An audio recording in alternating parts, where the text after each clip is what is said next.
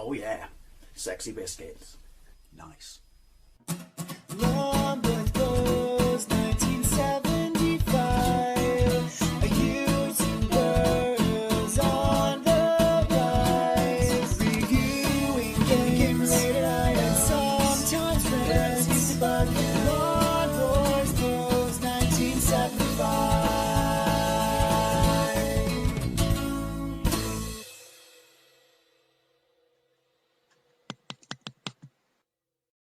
Worst loading screen ever. Seriously, that's really bad.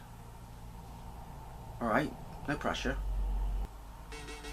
This is Star Wars on the Amstrad CPC. Obviously, it was a no-brainer that I was going to play this at some point, because I like to play this on as many systems as I possibly can, as it's one of my favourites, possibly my favourite arcade cabinet of all time. Released in the arcades in 1983 by Atari, and it was absolutely revolutionary at the time. The cabinet was huge. You generally felt like you were sat in an X-Wing. It had amazing sample speech from the movie. Not so crash hot now if you play the arcade, but brilliant back in the day, and me and my brothers loved and drooled over it in that arcade on the seafront in Minehead. Now, I'm going to play all of these. Spoilers, can't play Return of the Jedi on the Amstrad because the ROM is faulty. But the follow-up, which was released after Jedi in 1985, Empire Strikes Back, which was a vector game in the arcade, was a upgrade kit for the arcade, and you got, you know, decals and stuff for your cabinet.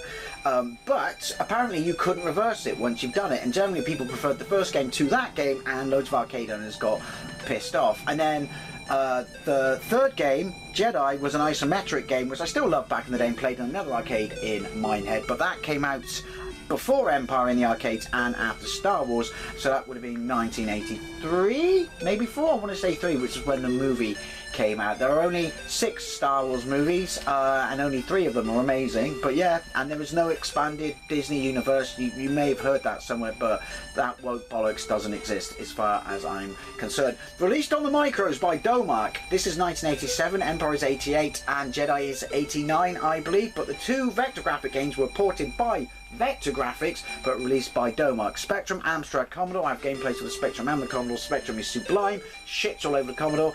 Amiga and Atari ST. Amiga is pretty much arcade perfect, and you get to play it with a mouse. Let's get into this.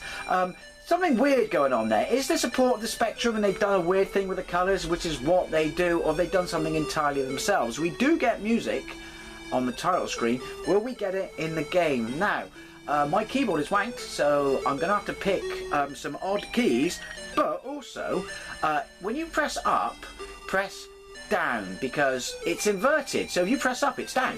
But for some reason, when you play it on a computer, my brain can't do that. It's weird, and we can't play it on joystick, which is a bit pants. Anyway, okay, no.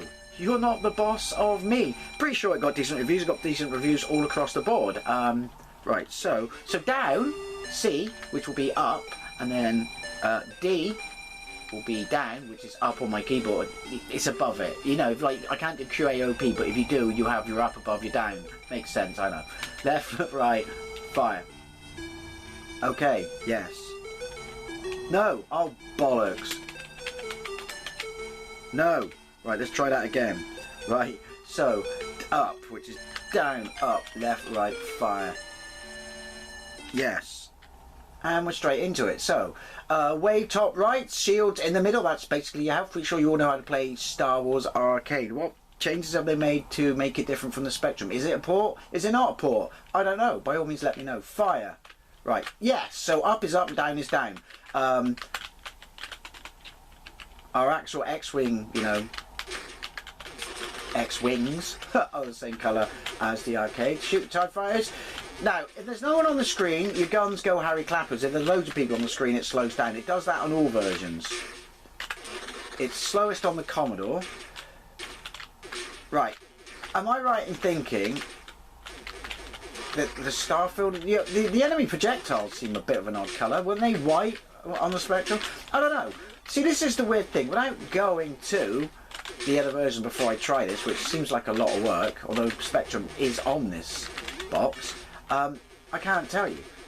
But it feels very Spectrum-y, but my brain wants to say the colours aren't very Spectrum-y, but If you love this in the arcade, bearing in mind this is a 64K machine, 1 to 8K, but obviously graphically makes no difference. It's loading and shit like that, you know, memory space. This is impressive. It's pretty damn impressive. And the thing is, if you loved it in the arcades then, you would have been more than happy with this at home. Can't destroy Darth's tie, but you can shoot the tits out of it. Look, I can't recall. It's because he's got shields. No one else has. I always thought that was harsh of the Imperial Navy. That's cool, but right. So obviously it's on rails, but you have a semblance of control. I'm pretty sure you all know how to play Star Wars. Yeah, this is way cool. I want to say it runs the same speed as the Spectrum, but again, without doing it side by side. Maybe I'll do all three of them in an updated version. Maybe I won't. Maybe I should get a white stick. Someone get that quote, please. But I want to say it runs the same. However, 3D Star Strike, which is on the Amstrad, so that'll be interesting to try, on the Spectrum is better than the Spectrum version of Star Wars. Even though it's basically a Star Wars. It's not official. And came out before Star Wars. You know what I mean. Right.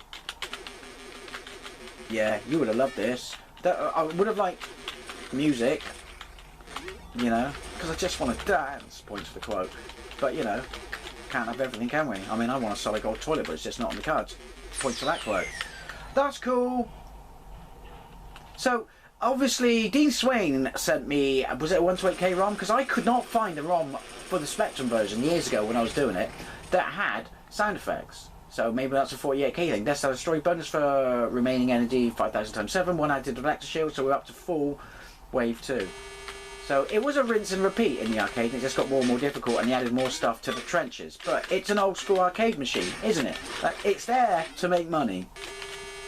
However, it was just so well executed and polished that it was something else. I mean, I remember the speech as a kid being like, oh my god, it sounds like, you know, I'm watching it on TV. But you listen to it now, it's more like, it's still impressive for them. Think about early arcade sample speech, you know, things like, was it Hypersport, stuff like that? I can't, hey, this Darth's tie. Hey, pissed off then. But it was impressive. You know, and you gotta remember, I mean, I'd love the 1-up arcade cabinet, arcade 1-up cabinet, but that's too... Why are a 1-up, arcade 1-up, sorry, so expensive in this country? Are they literally manufactured in America, so it's, you know, exporting or importing in my case? I don't know, but I'd love one of those cabinets, because as I said, it's my favourite arcade machine of all time, and I hear pretty good things about it. I'm waffling tits, I am aware of that. I actually have a soft spot for Empire. I would say I do prefer it to this, but then I might be combining it with my nostalgia for the movie, because Empire is the best Star Wars movie. It simply is. I remember what a big deal it was that year. It was on Christmas Day, because we saw it as kids, and then we rented it years later, and then never saw it. It just became this movie that it was becoming hazy in my memory, and I just remember so much cool stuff about it. So that year that they put it on TV, I was like, hell yes, holy shit, yes. I've talked about this many times. I've also talked about it when I was with Mainmeister in 2 of our Christmas, you know, shindig videos. Last year's and the year before, I believe, that it was on the same time, opposite channel as Back to the Future. I think Back to the Future was BBC One because it had no commercials. Yeah, definitely. And Empire was ITV because it had commercials. Is this easier than the Spectrum, I would say? And we had a Betamax, the best VHS of that format, whether it won or not, does not matter. It was a better system. It had better quality. Seriously, look it up. And it didn't lose out because of porn. That's a fucking myth. We did get a VHS eventually, and I was happy with that because I go and buy games, tapes, you know, in stores like all the other kids. Anyway, so yeah, my mum, poor mum, on Christmas Day had to drive down the road, like literally 5, 6, 7, 8 miles, and give a tape to my Auntie Sheila, because she also had a Betamax. Everyone else we knew, relative-wise and stuff like this. Look, see, catwalks. They all had VHSs. So, yeah, she gave her a tape. And so, parents thought that they could use their video on Christmas Day.